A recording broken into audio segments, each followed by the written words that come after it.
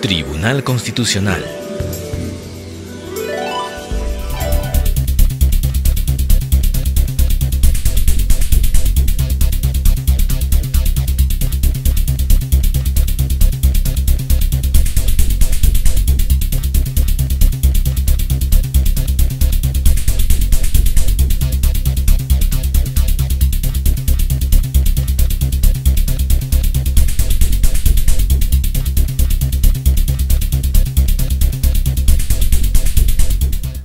Buenos días, de pie, por favor.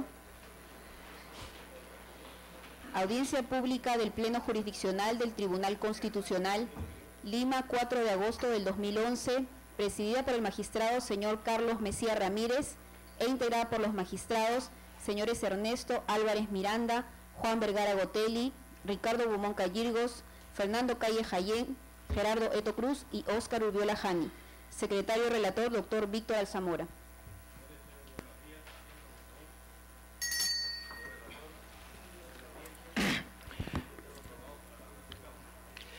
Señor presidente, señores magistrados, muy buenos días. En la causa única programada para la fecha, se ha solicitado informar oralmente en el expediente 4235 año 2010, proceso de habeas corpus, interpuesto por César Augusto Nakazaki Servigón a favor de Alberto Fujimori contra Jorge Alfredo Solís Espinosa y otros, vocales supremos de la Sala Penal Permanente de la Corte Suprema, los doctores por la parte mandante, el doctor César Augusto Nakazaki Serviñón, y por la parte mandada, el Procurador Público del Poder Judicial, el doctor Segundo Jesús Viterio Rodríguez.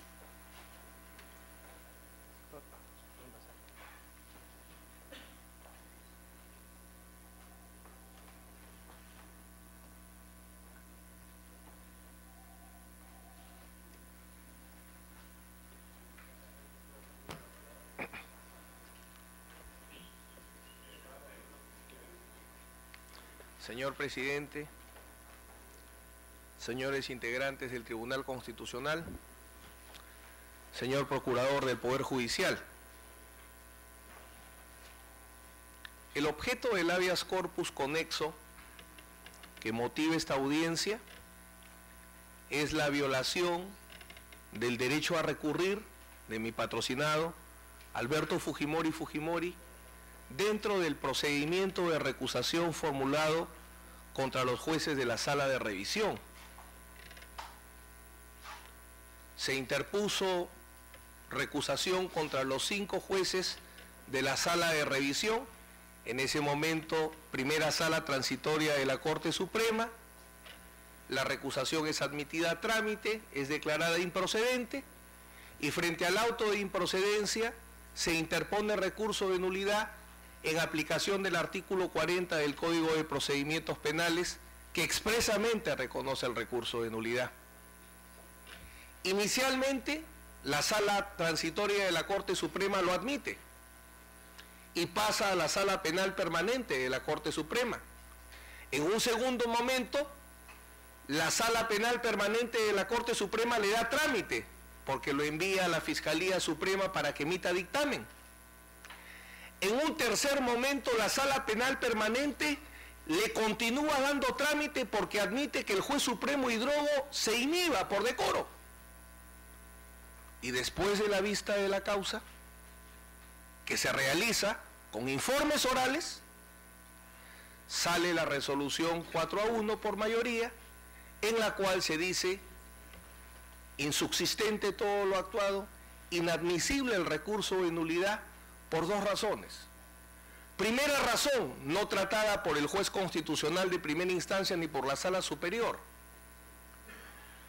En los procesos penales para aforados no existe el recurso de nulidad en los incidentes de recusación. Porque para que funcione un recurso de impugnación, tiene que haber competencia por el grado. Y como acá, el órgano que emitió la resolución en primera instancia del procedimiento de recusación son jueces supremos, y en segunda instancia también seríamos jueces supremos, como no hay competencia por el grado, no existe el recurso. Ese es su argumento. Y el segundo argumento adicional es que en el procedimiento penal, en la legislación procesal penal, no existe el recurso de nulidad. Ese primer argumento que da la sala en la resolución judicial, que es el acto arbitrario objeto de habeas corpus, no ha sido examinado.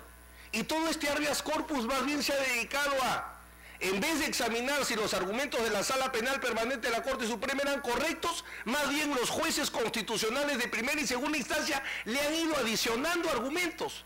Cuando llamo la atención respecto de un punto, en el habeas corpus judicial, la constitucionalidad de la resolución judicial debe estar en las propias consideraciones, en los propios argumentos de la resolución.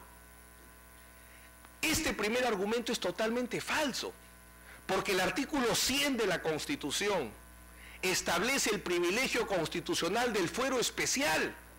Los aforados son procesados penalmente en todas sus etapas por jueces supremos, vocal instructor supremo, Sala Especial Suprema de Juicio, vocales supremos de la Sala Revisora.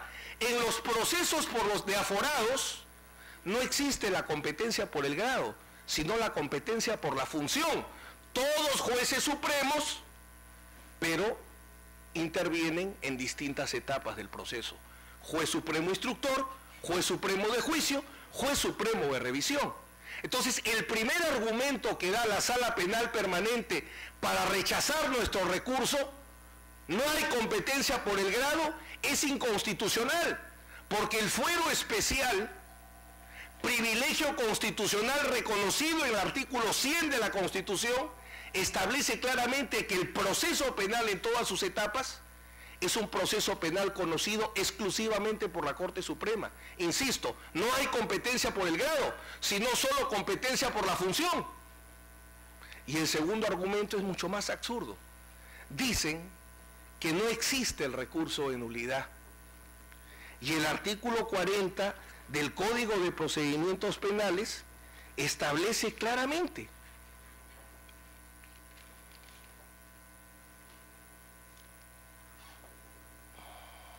contra la resolución procede el recurso de nulidad. ¿De qué se cogen sin decir expresamente? Porque no sostendría ningún análisis si lo pusieran expresamente. Que en algunas partes del texto, por ejemplo, se dice la recusación contra uno de los miembros de la Sala Penal, no dice si es superior o suprema. La Sala hasta 3 días antes, no dice si es superior o suprema. Y en una parte dice, contra la resolución de la Sala Superior en la que se pronuncia la recusación procede el recurso de nulidad. Ah, entonces como dice solo Sala Superior, entonces el recurso de nulidad solo respecto a la Sala Superior. Esta interpretación literal no resiste ningún análisis, porque en la teoría de la interpretación se dice se parte de la interpretación gramatical, pero no se queda en ella, porque si vamos al artículo 34, interpretación sistemática intrasistema, el artículo 34 dice expresamente, si la causa se encuentra en la Corte Superior o en la Corte Suprema, la recusación igualmente deberá interponerse hasta 3 días hábiles. Entonces, ¿para qué el artículo 34 distingue si la recusación se formula ante la Sala Superior o ante la Sala Suprema, si no se puede recusar jueces supremos? Entonces, una interpretación sistemática del Código del 40 hace imposible sostener la interpretación literal. Más aún, este Supremo Tribunal Constitucional ha marcado una doctrina que existe en la teoría de los derechos. Dentro de la ley diferencia la disposición de la norma. Y dice claramente, la disposición, el texto lingüístico, el texto, y la norma, el sentido jurídico que se puede extraer. Y si se puede extraer más de un sentido jurídico, debe estarse en lo favorable al derecho fundamental. Entonces, si tenemos dos interpretaciones, una literal que dice, no se puede recusar a los jueces supremos, o perdón, no hay recurso de nulidad contra el auto que resuelve una recusación de los jueces supremos, y otra interpretación que dice, sí procede el recurso de nulidad contra los autos de inadmisibilidad, improcedencia, infundado o fundado contra un juez supremo, ¿por cuál se debe estar? Lo que no ha dicho el juez constitucional de primera instancia y la Sala Constitucional Superior es que las normas sobre derechos fundamentales tienen reglas de interpretación, criterios criterios de interpretación, y uno de los criterios de interpretación es la favorabilidad del recurso. Debe interpretarse las normas en la medida que el justiciable pueda acceder al recurso. El Tribunal Constitucional Español, de reconocida influencia y correcta, por cierto, en el Tribunal Constitucional en muchas sentencias, dice que la configuración legal no puede determinar la interpretación de las normas a un punto tal que se niegue el recurso. Lo dice el Tribunal Europeo de Derechos Humanos en una serie de sentencias que hemos señalado en nuestro recurso de agravio constitucional, al igual que la Corte Interamericana de Derechos Humanos. Y, señor presidente, para concluir, no se ha recogido en la sentencia de vista un argumento que recogía con buena voluntad la juez constitucional de primera instancia. Decía, en todo caso hay un vacío.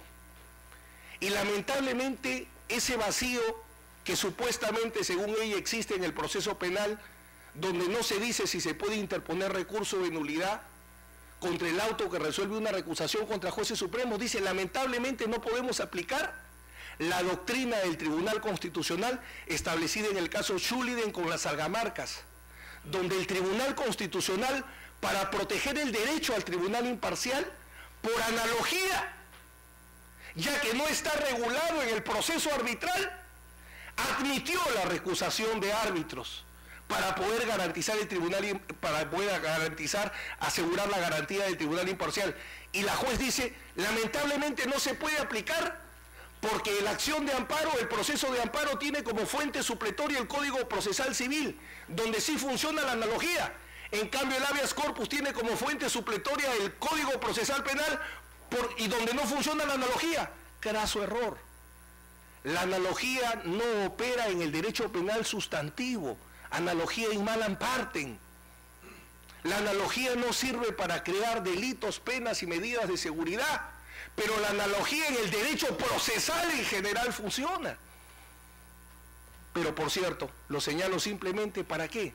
Si este Tribunal Constitucional ha tenido la sensibilidad para llevar la garantía del tribunal imparcial, para generar que sí se admite la recusación en un proceso arbitral donde no está regulado, ¿cómo no aceptar el recurso de nulidad contra un auto de recusación de un juez supremo si está expresamente previsto? Y así ha sido reconocido por la propia Corte Suprema.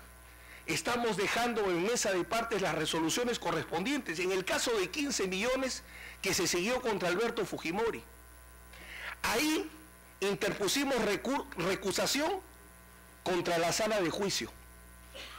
Doctor San Martín, doctor Prado y doctor Príncipe. Nos aceptan la del doctor Príncipe, declaran fundada la recusación, y no aceptan la del doctor Prado y la del doctor San Martín. Nosotros recurrimos la que nos rechazaban, y el Ministerio Público recurrió la que nos daban la razón. Y ese recurso de nulidad fue admitido y resuelto. O sea que en el caso de 15 millones, sí hubo recurso de nulidad contra jueces supremos. Y en este caso no. Y no solo es por el caso Fujimori. Pongo como ejemplo el caso Utopía. Inhibición del juez supremo San Martín. Interpusimos recurso de nulidad. Se admitió a trámite y se resolvió. Señor presidente, señores jueces supremos, la justicia es igual para todos, haya o no haya presión en los casos. Por eso es que solicito a este Tribunal Constitucional nuestra última esperanza en que se haga justicia. Hemos visto cómo un medio de comunicación decía el Tribunal Constitucional está cocinando una libertad, como si se estuviera discutiendo la libertad de Alberto Fujimori en este caso. Lo que se está discutiendo es si hubo un debido proceso de recusación, si fue admitido, negado correcta o incorrectamente un recurso de nulidad, y en el mejor de los casos lo que lograremos es una nueva revisión de la sentencia condenatoria. No está en discusión acá la libertad, pero se generó tal presión mediática porque 30 años de abogados y bastantes en juicios complicados me han enseñado que la lucha no solo es jurídica, sino también es externa. Pero hay jugadores que se dejan influir por la tribuna y hay jugadores que no. Y en ti confío en que el Tribunal Constitucional sea de lo segundo. Por eso solicito que se declare fundado el recurso de agravio constitucional y se disponga que se dé el trámite correspondiente al recurso de nulidad, porque en este caso no existe agravio irreparable, porque el agravio es normativo, es procesal. El agravio es una nulidad procesal. La violación de un derecho fundamental lo que genera es una nulidad procesal. Y la sentencia anulatoria genera efectos nulificantes. Y son los efectos nulificantes de una sentencia anulatoria, que sería la aplicable en este caso, lo que permitiría tranquilamente que sí se repare el agravio y no se considere irreparable. Por estas consideraciones solicito se declare fundada finalmente nuestra demanda de habeas corpus en los términos propuestos y con las medidas solicitadas. A sus órdenes, señor presidente. Gracias, presidente, con vuestra venia. Doctor, usted ha hecho una referencia al artículo 34-40 del Código de Procedimientos Penales y ya pensaba que no había sido admitida la recusación. Estamos hablando de la inimpugnabilidad, ¿no es cierto?, de una resolución inimpugnable. Yo le pregunto, en el ordenamiento procesal penal vigente y en el procesal penal que está vigente en algunas jurisdicciones, ¿hay resoluciones inimpugnables? Solo los decretos. Solo los decretos. ¿Solo los decretos? Solo los decretos son inimpugnables. ¿Cuando se trata de colegiados también? Los decretos son resoluciones por lo general inimpugnables como regla. Los autos y las sentencias como regla son impugnables salvo expresa prohibición de la ley. Existen entonces, ¿no es cierto? Su interpretación es interesante en cuanto a la diferencia entre la posibilidad de interponer la recusación y el hecho de que le hayan negado la impugnación de una resolución de la Sala Suprema. En ese tema está. No está contemplado, por la misma lectura que ha escuchado usted, cuando se refiere solo a a las salas superiores y no a la Sala Suprema, en cuanto a la inimpugnabilidad. Entonces ha sido una interpretación de la Sala Suprema en cuanto a que no corresponde la inimpugnabilidad. ¿Esa habría sido una interpretación que ha hecho la Sala Suprema? Señor juez constitucional, si usted me permite, invocando la teoría del Tribunal Constitucional que señalaba hace un momento que diferencia entre disposición y norma. La norma en este caso lleva a establecer que procede el recurso de nulidad contra los autos que resuelven recusaciones de jueces supremos. Tal es así que sí lo admite que el artículo 34 diferencia dos supuestos de recusación, de jueces superiores y de jueces supremos.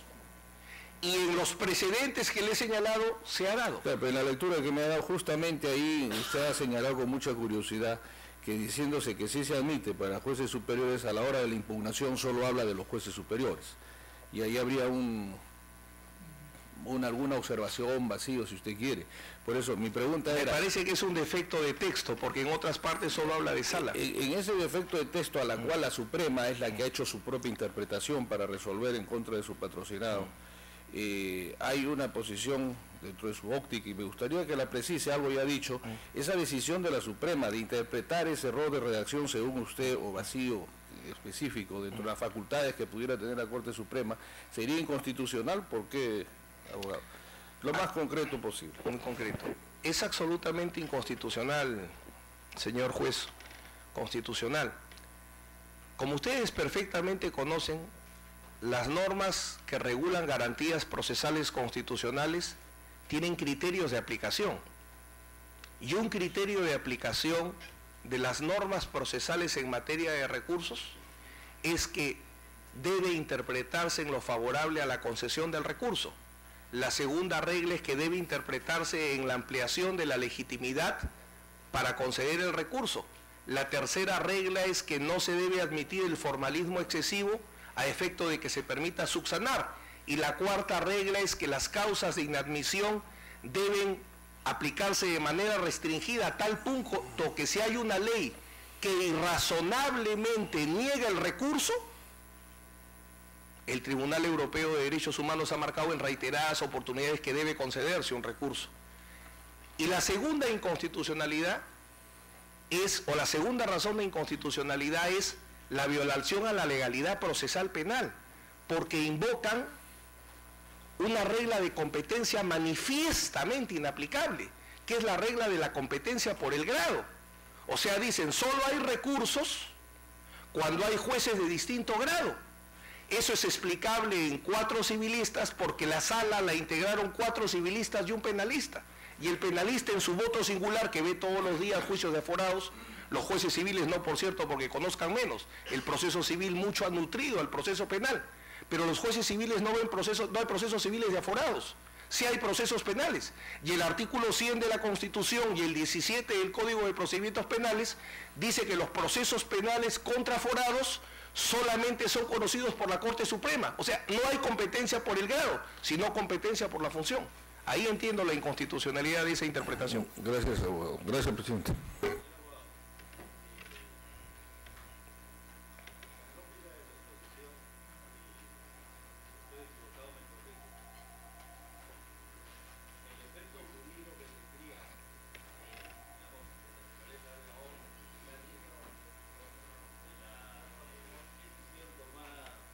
De la decisión tomada por la Corte Suprema implicaría en alguna medida que quienes son procesados, hablando en abstracto, por la Corte Superior, tienen derecho a la doble instancia cuando se trata de impugnar decretos y resoluciones que resuelvan recusaciones.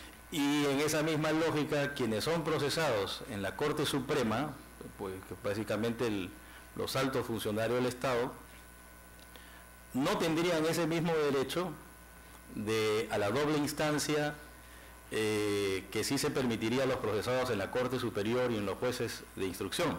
Ese sería el efecto.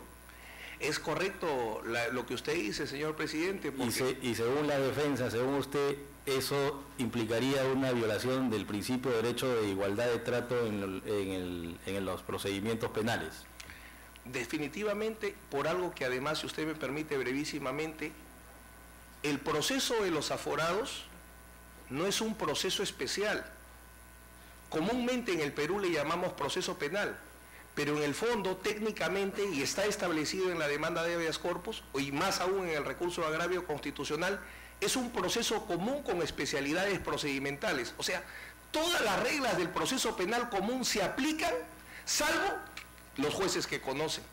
Entonces, las mismas reglas las mismas reglas del procedimiento de recusación de cualquier justiciable deben ser aplicadas también a los casos de los aforados, porque la especialidad procedimental solo es el órgano que juzga, no la regla de juzgamiento. Y en esa lógica, lo que este tribunal tendría que evaluar es si el fundamento de la Suprema para declarar que en los procesos ante ella, los procesos penales, los medios impugnatorios de recusación no gozan de la doble instancia, tendría que ser un fundamento razonable, proporcional y aplicable a los estándares internacionales de protección de los derechos humanos en la medida en que usted hace referencia a algunas sentencias de la Corte Europea? Eso, señor presidente, como segundo supuesto de trabajo, con todo respeto, el Tribunal Constitucional, porque el primero es, ¿existe o no existe el recurso? Yo sostengo que sí existe el recurso. Y para eso usted invoca el artículo 34. El artículo 34, la naturaleza del proceso de aforados, que son las reglas del proceso común, menos quien conoce, y los precedentes. En el mismo caso Fujimori, en otro caso, se ha admitido el recurso de nulidad. Y si es un tema de Fujimori, salto al noble caso de Utopía, donde lo mismo se ha dado, y podría traer otros precedentes. Entonces el tribunal tendría que evaluar el razonamiento de la Corte, o sea, cuál es el fundamento de la Suprema para haber declarado que los procesados en sede de la Suprema no tienen derecho a la doble instancia, y por qué en la Corte Superior esos procesados sí tendrían derecho, porque aquí lo que se trata es que habría una desigualdad en el tratamiento procesal. Es correcto. Primero, determinar si existe o no existe. Si existe el recurso, ha sido indebidamente negado. Si no existiera, entrarían los criterios de razonabilidad para ver si es correcto que no exista, si es constitucional que no exista. En cualquiera de los dos supuestos, modestamente entiendo que la defensa, bueno, en este caso el demandante tendría la razón. Es decir, si se trata de no de un trato diferenciado, sino de una discriminación. Bien, si no hay alguna pregunta de los demás magistrados, el magistrado Héctor quiere formular algunas a sus órdenes. Usted ha permitido, señor abogado, ha planteado que este caso, dentro de las tipologías de habeas corpus, se trataría de un habeas corpus conexo. Es correcto.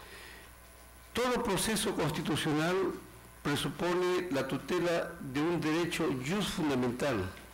En este caso se trata de la libertad individual en sus expresiones conexas. El tribunal ha señalado de que hay derechos fundamentales de configuración constitucional directa y derechos fundamentales que se ven regulados por la legislación ordinaria. Es correcto. En este caso, cuya trascendencia política es por un expresidente y del cual el tribunal omite quién está peticionando la tutela de su derecho fundamental, porque los derechos humanos no tienen rostro, se ve en términos imparciales. Usted pretende, vía el habeas corpus, que hay afectación respecto a interpretación que habría hecho la Suprema Corte. Vuelvo a señalar Permítame. Sí, continúe. Y si esto es así, usted ha señalado que hay alguna norma que ha hecho usted la descripción de la argumentación jurídica entre disposición y norma.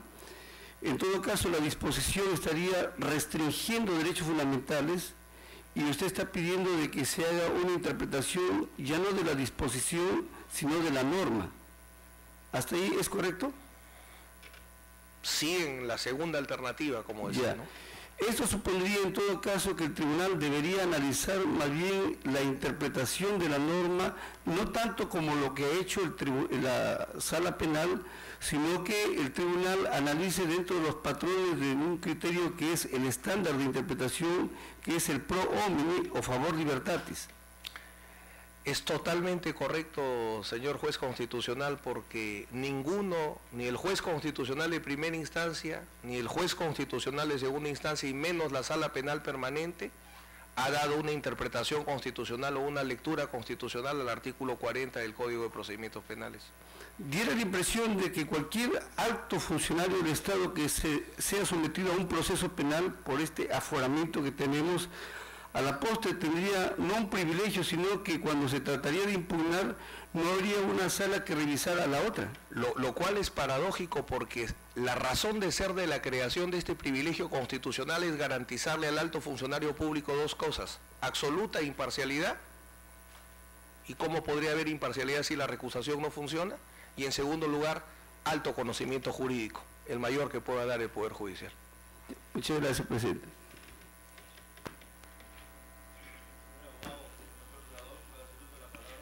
Señor presidente, señores magistrados, colega de la defensa,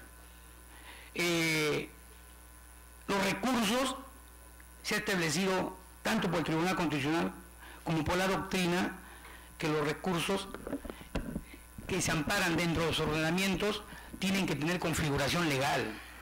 En ningún momento, y si bien es cierto, la parte dice que el artículo 39 o el 40 en cuanto a la tramitación de la regulación se aplica a la norma del procedimiento penal de 1940 y esas normas deben regir para todo el proceso, tengo que hacer presente que el artículo 271 del mismo ordenamiento procesal penal establece que todas las incidencias que se generen en los procesos, cualquiera sea ese tipo de juzgamiento, no procede ningún recurso de impugnación.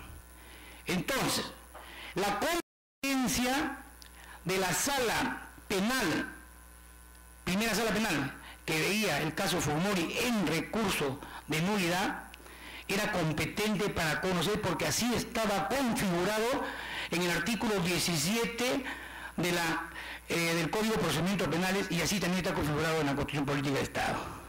El artículo 150 de la Ley Orgánica del Poder Judicial establece: la recusación y emisión de un vocal se transmite y se resuelve por los otros miembros de la sala. 2 votos conformes hacen resolución en la Corte Superior y 3 en la Corte Suprema.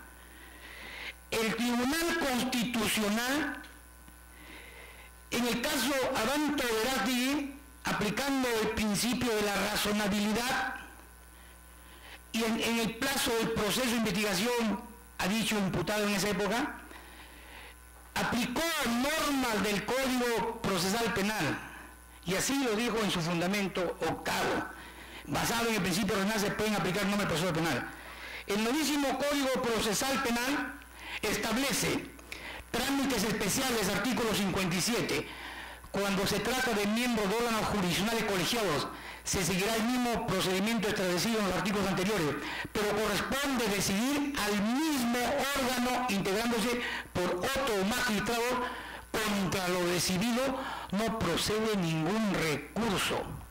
Y así lo ha establecido el Tribunal Constitucional en múltiples sentencias, donde han sido recogidas como parte de la doctrina y la jurisprudencia coherente de este tribunal, porque se refiere a un principio constitucional amparado en el artículo 139, inciso sexto, la pluralidad de instancias, la instancia que tiene que reconocer. Y la Corte Internacional de Derechos Humanos ha establecido en la interpretación del artículo octavo, inciso sexto, ¿qué significa pluralidad de instancias? Revisar las sentencias, los fallos, y no cualquier recurso de mero trámite. Y en la sentencia número 5194-2005, fundamento 5, en la sentencia 5019-2009, PHTC, fundamento 2 y 4, así lo ha recogido este tribunal. ¿Por qué? Porque ustedes han establecido coherentemente y en forma de jurisprudencia que los recursos tienen un trato de configuración legal, tienen que estar preestablecidos en los ordenamientos. Y así lo establece el artículo 54. El artículo 17, cuando se hace la competencia funcional de la sala que juzga a los altos dignatarios, establece la forma. Sí, señores, es cierto. Y acá, recién el día de ayer he podido recoger todas las recusaciones que se han formulado contra el integrante de la sala. Se recusó a que tenía que ver la revisión de la sentencia de Fujimori. Se recusó a los que tenían que ver la recusación. Y eso ha quedado consentido y votado. Y no se ha planteado ningún recurso de culpa hasta la fecha.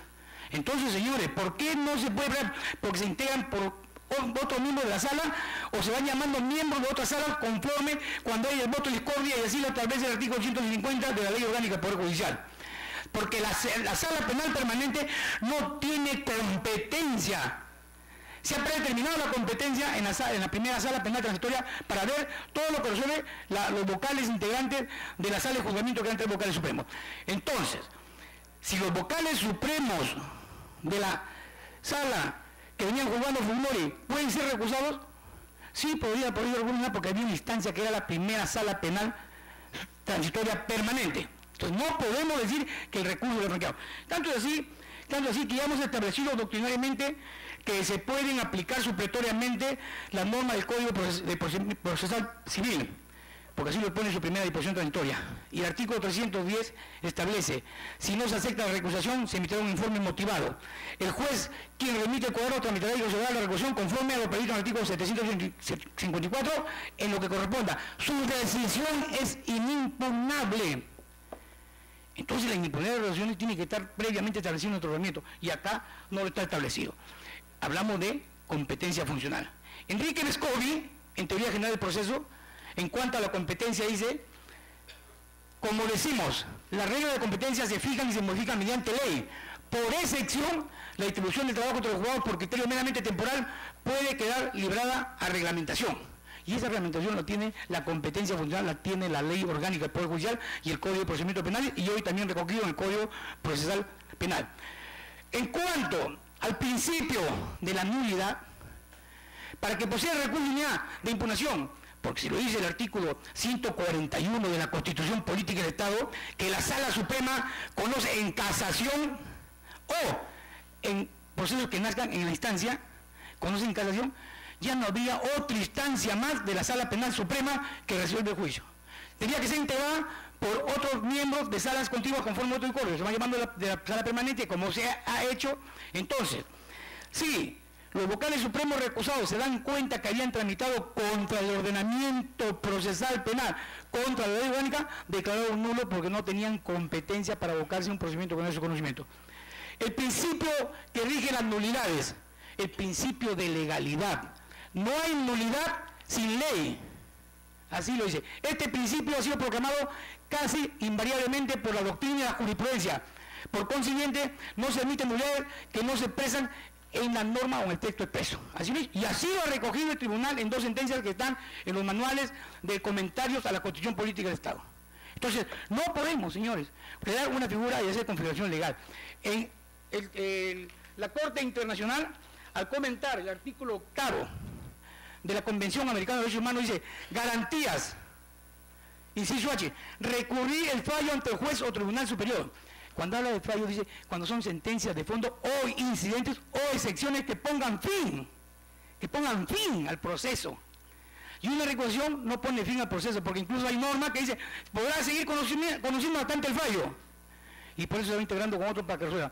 Y además, que no se trató de ninguna de las causales especificadas en el artículo 29 del Código de Procedimientos Penales, sino una causal supuestamente de imparcialidad por la provisión, o una incapacidad por una recusación por cualquier otro sistema no establecido en el artículo 29. Entonces, señores, ya el Tribunal Constitucional ha establecido cuál es la fundamentación específica para aplicar el recurso o recurrir las resoluciones. Y no es tan raro. Es más, ya les he explicado, el artículo 54 o 57 del Código Procesal Penal sí establece taxativamente que son irrecurribles e inimpugnables las recusaciones. Entonces, señor, ¿qué aplicación le podemos dar constitucional? Ya ustedes han aplicado el nuevo ordenamiento procesal basado en el principio de razonabilidad. Es una sentencia, Abanto Verástegui. Ese mismo criterio tiene que establecer el tribunal, porque no existe norma que ampare que los vocales supremos en última instancia pueden ser recusados o formados por otra sala. En ese sentido, señor, alcanzaré mis conclusiones y presentaré copia de todas las resoluciones expedidas por la Sala Penal Suprema de las recusaciones formuladas contra 10 vocales más en esa instancia. Muchas gracias.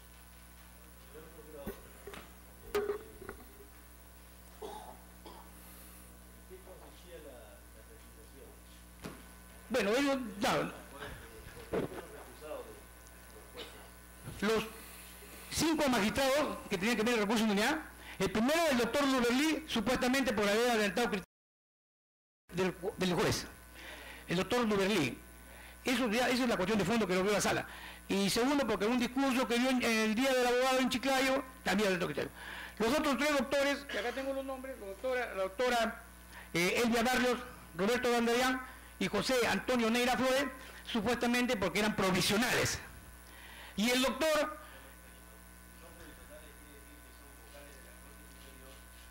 Si son provisionales, quiere decir que son vocales de la Corte Superior que están en la Suprema de modo provisional. Provisional. Y ustedes, en múltiples sentencias, en el caso que hemos tenido y hemos litigado ante este tribunal, en múltiples casos ustedes han establecido que la provisionalidad tiene las mismas prerrogativas, los mismos derechos que el titular, porque conforman salas, porque las salas, el presidente de la Corte Suprema y el Consejo Ejecutivo crean salas de acuerdo a la necesidad y de acuerdo a la carga procesal, y tienen la misma facultad y las mismas prerrogativas que los titulares. Así lo han establecido en múltiples ejecutorios ustedes. Y el doctor Julio Viaggi Gómez, supuestamente porque fue separado en 1909. Esas fueron las causales de recusación contra el magistrado que tenían que ver la revisión de la sentencia de Fujimori en segunda instancia. De esos magistrados que fueron recusados, ¿hay alguno que haya ganado el concurso, haya ganado la vocalía suprema en titularidad mediante concursos del Consejo Nacional de la Magistratura?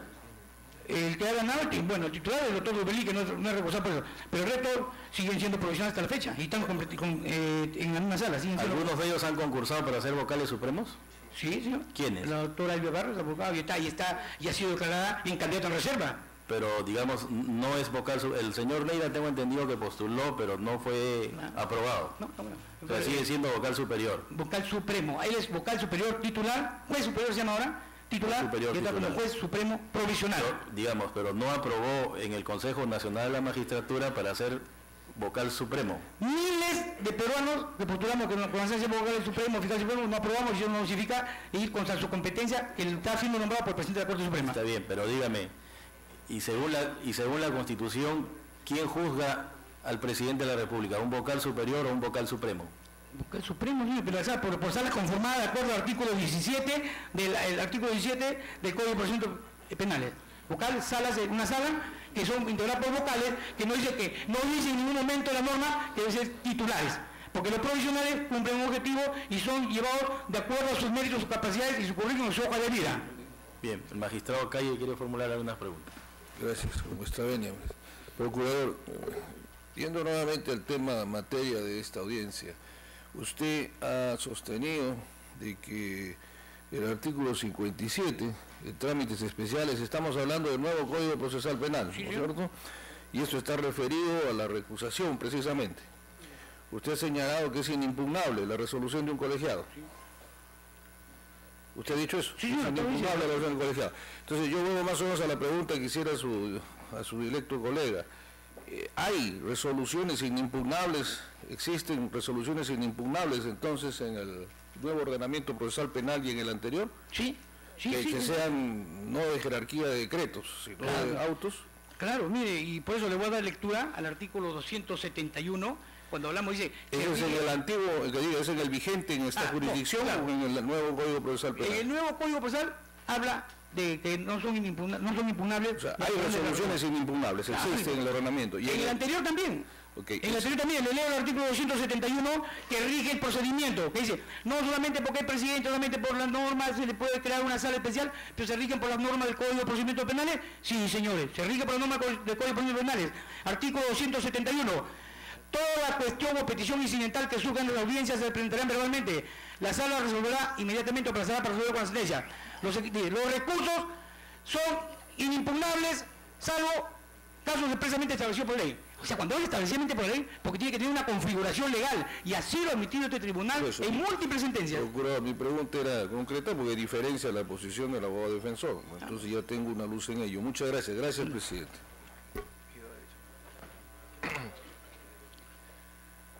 Una precisión. Las resoluciones no son impugnables cuando expresamente lo prohíbe la ley. O sea, hay resoluciones que no son impugnables, pero para que una resolución tenga la condición de inimpugnable, necesita expresa prohibición de la ley. En el caso que refiere mi directo colega del artículo 271, se refiere a incidentes en el juicio oral. Está en etapa de juicio oral, por eso es que el artículo 271 dice las peticiones se formalizan de manera oral. Y hay una ley que efectivamente determina que las cuestiones incidentales en el juicio oral no son impugnables. ¿Por qué? Porque todas las incidencias que puedan surgirse van a ir conjuntamente con la sentencia y van a ser revisadas. Esa es la lógica del artículo 271. En segundo lugar, mi colega evita enfrentar el artículo 40 porque él dice la recusación de los jueces supremos está regulada en otra norma. Y nos refiere el artículo 150, yo le agregaría el 145 de la Ley Orgánica del Poder Judicial, que no regula el procedimiento de recusación, simplemente señala tres cosas.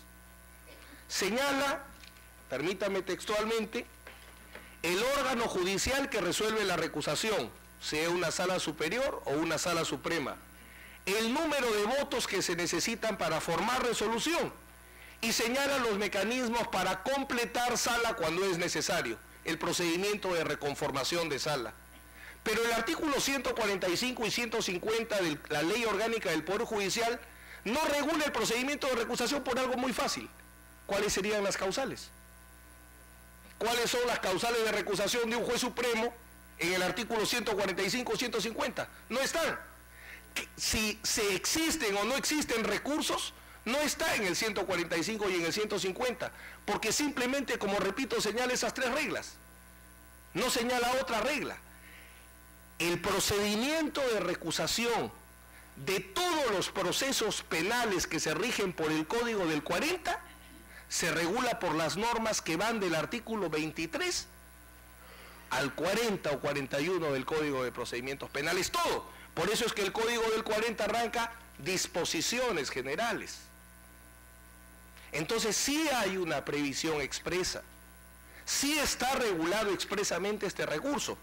Y en segundo lugar, permítanme terminar insistiendo en lo siguiente: la configuración legal puede llevar a determinar la negación irrazonable de un recurso. O sea, que si se interpone una recusación contra un juez y en primera instancia se dice no, algún día quizás nos permitan discutir si jueces destituidos, si las víctimas pueden juzgar a los victimarios. Todos dicen que no, porque dicen que una destitución no afecta para nada. Yo fui formado por un gran juez, el doctor José Santos Quiquisola, que fue víctima del proceso de ratificación que fue declarado nulo en el segundo gobierno del presidente Belaúnde. No destruye a un ser humano, no lo afecta, no lo masacra. O segundo, se me permitirá quizás en algún momento discutir que el entonces presidente del Poder Judicial, el doctor Villestein, sale franqueado por el doctor San Martín y por el doctor Duberly Rodríguez. El doctor Duberly Rodríguez recién iba a conocer y sale y dice lo siguiente: que la ley de la carrera judicial era una represalia del fujimorismo contra la sentencia condenatoria de Alberto Fujimori. O saca la Corte Suprema su libro, no había terminado el caso, y la Corte Suprema saca su revista oficial y dice, esta es la mejor sentencia de la historia. Temas que, bueno, no es el momento de discutir, pero que generan razonablemente analizar si no hay un temor de parcialidad o no. Insisto, señores magistrados, y con esto termino, el recurso existe. El recurso existe, está previsto en la ley. Y si no estuviera previsto en la ley, no cumpliría los estándares internacionales para negarlo. Por eso, por la A o por la B, esta demanda de habeas corpus, en nuestro entender, debe ser declarada fundada.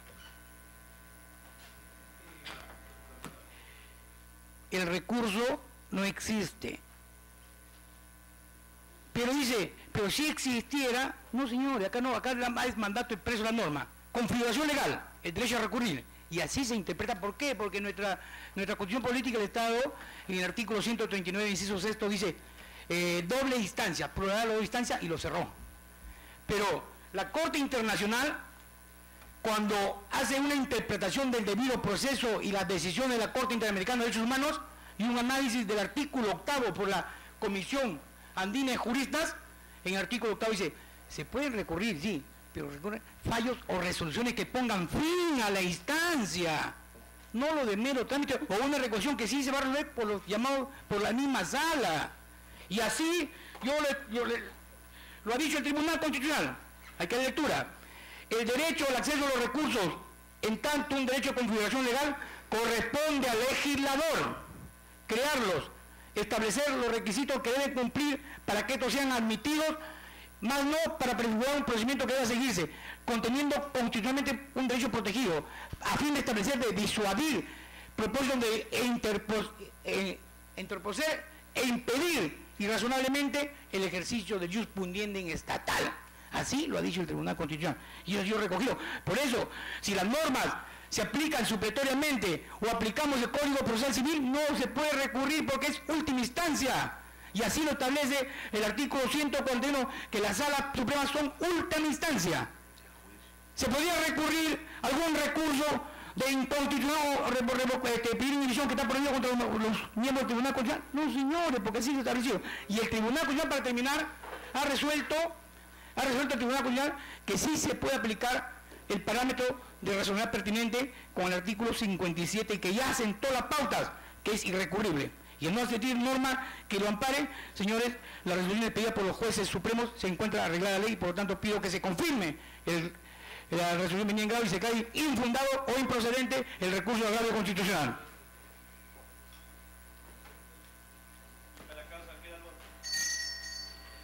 Señor presidente, señores magistrados, doy cuenta a ustedes de que para la fecha no se ha programado otra causa.